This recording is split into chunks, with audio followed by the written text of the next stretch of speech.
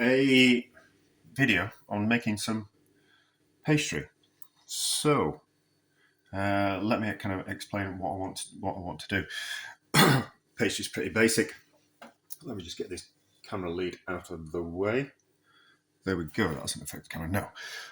So basic pastry recipe is half fat to flour. You can make pastry with butter. You can make it with margarine. You can make it with lard. Now, lard is a solid fat, so it's 100% lard is that. Butter is not a solid fat. It's solid because it's a fat and it's solid, but it's not 100%. It's not 100%. The fat, it's 20% fat. No, it's 80% fat and 20% milk solids. Is that what it's called? I haven't got my glasses on. Typical content is... No, it doesn't say. Yeah, do you know? Oh, no, there we go. Yeah, so ingredients, butter. Doesn't even say there. Oh, do you know? But anyway, so, there we go. Yeah, so, right in front of me, as always. So minimum 80% milk fat. The rest of it is a bit of whey and a bit of water and a bit of salt. So when it says half fat flour, the pastry you make with lard is different than the pastry you make with butter because it's a different amount of fat that you're adding. So I thought what we really should do is we should actually be putting more butter into pastry than we do to lard. So for 200 grams worth of flour, you'd put in 100 grams worth of lard because that would be half the amount of fat to flour. Butter, we really should be putting 120 grams worth of... Is that right? Yes, we should be putting 120 grams worth of butter into pastry made with butter for every 200 grams worth of flour.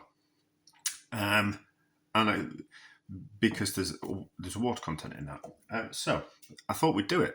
I thought what we'll do is we'll make a batch of pastry with 100 grams worth of butter to 200 grams worth of flour, and then we'll make a batch of pastry which is 120 grams worth of butter to 200 grams worth of flour. Hope I said that the right way around. Hope I did. I probably won't have done. Sometimes when I rewatch videos, I kind of go, I said that and I shouldn't have. I meant that, like what my brain thought and what my mouth said. Two different things. Well, not two different things, but two similar but slightly different things. So, we're going to do that ratio. Now, the butter that's got the amount of water that we add to the flour to bring it together will change the two amounts of... I'm not making much sense. I'm concentrating on other things. Oh, it is. I went to see a friend. That's what it is. I'm concentrating on that conversation I had with him, which was a difficult conversation. So the amount of water that we put into each pastry mix will be different. But I'm not interested. I'm really only interested on the outcome of the pastry. And then I've got a use for the pastry. So there's 120 grams worth of butter in there, and there's 200 grams worth of flour. We're going to rub those together and make a batch of pastry, and they'll do another batch of pastry. You don't need to see me baking pastry. It's pretty straightforward. Just rub it into the flour, move your fingers like that, and then add some water, and then rest it and roll it out. The resting is not... I have come to believe, and this is my belief, that the resting process is not really about allowing the pastry to relax. As in, like, you have agitated the gluten in the flour and it needs to relax so it's easier to roll out. I think the resting process is really about the flour absorbing all the moisture that you've into it, that you've added in the form of a bit of whey that's in there and the water that you add later on. And that's what makes it roll out easier, because the flour needs time to completely absorb that liquid. In the same way that we do with bread. So when we make bread, we add the liquid into the bread, give it a rough mix around, add the liquid into the flour, give it a mix around, and leave it for an hour, and then we need it because then it's had the proper time for the absorption into the flour. I think it's the same with pastry. So I'll make the pastry, we'll roll it out, we'll bake a couple of pastry cases, and we'll do a couple of discs of pastry as well, and bake those at the same time so we can get like a comparison. But I think if we add more fat, we add a high percentage of butter into pastry, we'll get a nicer, crumblier, flaky pastry, which might be a little bit more difficult to work with, but I think it'll make a nicer pastry. But anyway, that's what I'm doing. Those are my thoughts. I'll just crack on with it. Right, so I've made the pastry. I haven't rested it yet, but let's just weigh it. This one's slightly softer because I had the butter in the microwave a little bit too long, and the flour's in there as well, so it's just a little bit softer, but it will firm up in the fridge. So that weighs 328 grams. This weighs 343 grams. So there is a slight difference in weight. Of course there is. So wrap those up, put them in the fridge, let them firm up, and then we'll roll them out, and we'll make some pastry cases. Let's have a look at these pastry cases and taste a bit of pastry. Hopefully I'll remember which one is which.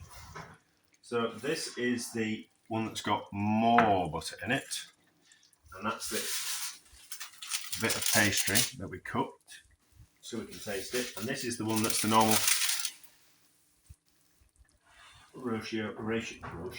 ratio of pastry to fat to flour.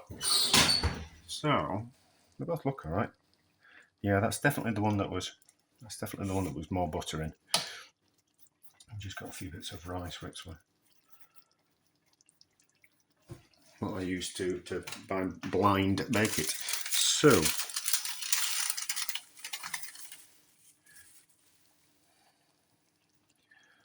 one hasn't puffed up more than the other. One hasn't puffed up more than the other. They've been in the oven roughly the same time.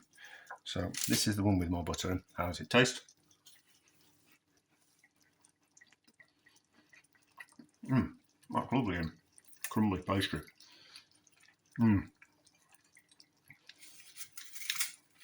That tastes more like a biscuit than a bit of pastry. How does this taste?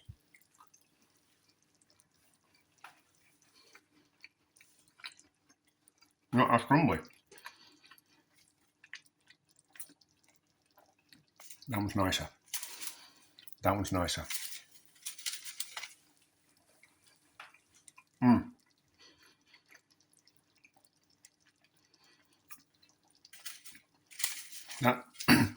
This one's got some kind of aftertaste to it. Sorry if you can hear bubbling, it's because I'm just making a bit of tomato sauce on the back of the stove. So this one's got a bit more of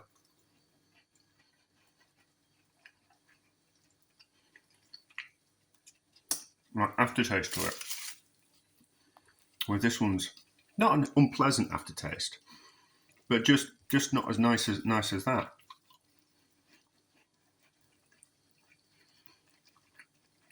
That's much nicer. If you can make cheese biscuits out of that. Oh, I think it'll. It's all right. I've got a bit more in the fridge. So that's interesting, isn't it? I